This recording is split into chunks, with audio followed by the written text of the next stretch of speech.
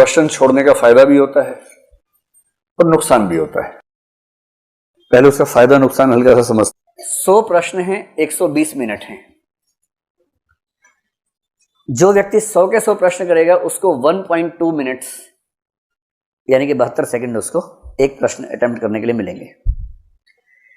मान लीजिए किसी कारण से उसने तय किया कि मैं 100 प्रश्न करूंगा ही नहीं, मैं 80 ही प्रश्न करूंगा, बस 20 को हाथ ही नहीं लगाऊंगा।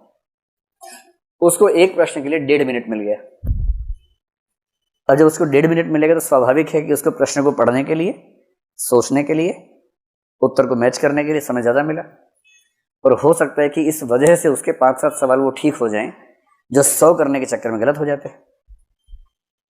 इसलिए कई लोग स्ट्रेटेजिकली कम प्रश्न करते हैं कि इतने करूंगा उतने ठीक कर दूंगा, बस ज्यादा करने के दबाव में रहना ही नहीं है।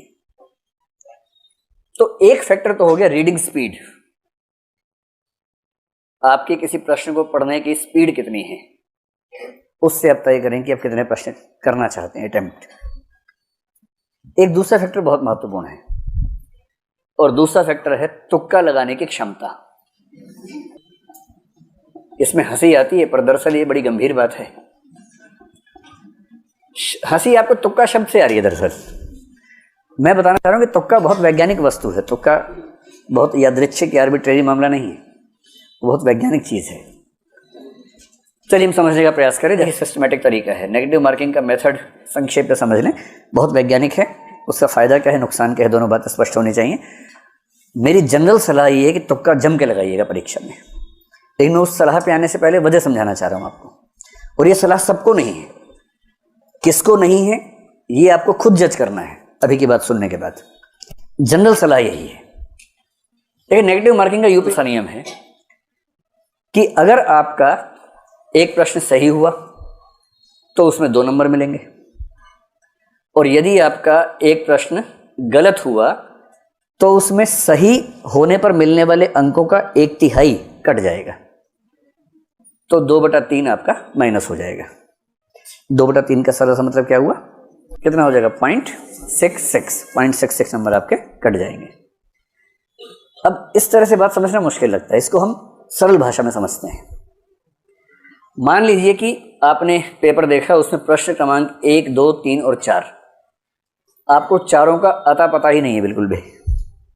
आपको ये भी नहीं समझ में आ रहा कि ये वही पेपर है जो मैं देने आया था, कोई और पेपर है, समझ नहीं आ रहा है, कुछ भी नहीं पता आपको उसके बारे में। तुक्का लगाने वाले को फायदा ना हो, मंशा ये है। कैसे ये मंशा है, सिंपल प्रोबेबिलिटी है कि चारों प्रश्नों में 4-4 ऑप्शन हैं और आपको एक भी नहीं आता है। आपने पहले प्रश्न में 4 में से रैंडमली कोई भी लगा दिया, सही होने की संभावना कितनी है, 1/4 है।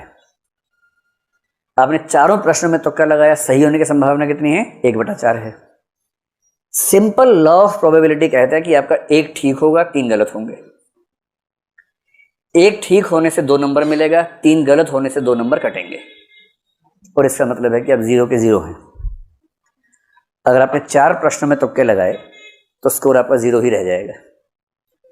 इसलिए इन्होंने जो नेगेटिव मार्किंग की कसौटी रखी है कि 3 गलत प्रश्नों पर उतने ही नंबर कटेंगे जितना एक सही होने पर कटते हैं, इसके पीछे का आर्गुमेंट ये है। इससे सरल सा निष्कर्ष है कि तुक्का लगाने से फायदा हो ना हो, नुकसान तो नहीं होता है। एक निष्कर्ष तो निकलता ही है ये वाला, तो नुकसान तो हो ही नहीं रहा इससे। अब भगवान करे कि मान लीजिए तुक्का लगा 2 ठीक हो जाए बाई चांस,